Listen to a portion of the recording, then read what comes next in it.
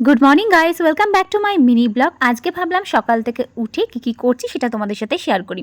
সকালে উঠেই খেলাম 4টে আমন্ড, তারপরে কিছুটা এক্সারসাইজ। রোজ না করলেও মাঝে মাঝে একটু করার কিন্তু চেষ্টা করি, অন্তত সপ্তাহে 3 দিন।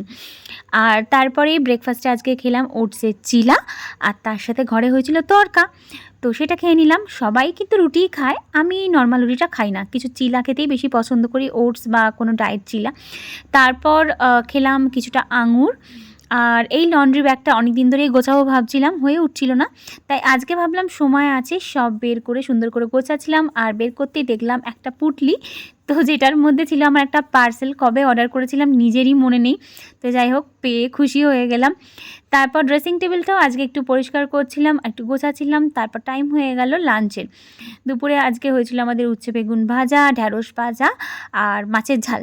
তো লাঞ্চটা ভালো করে চলে গেলাম অফিসে।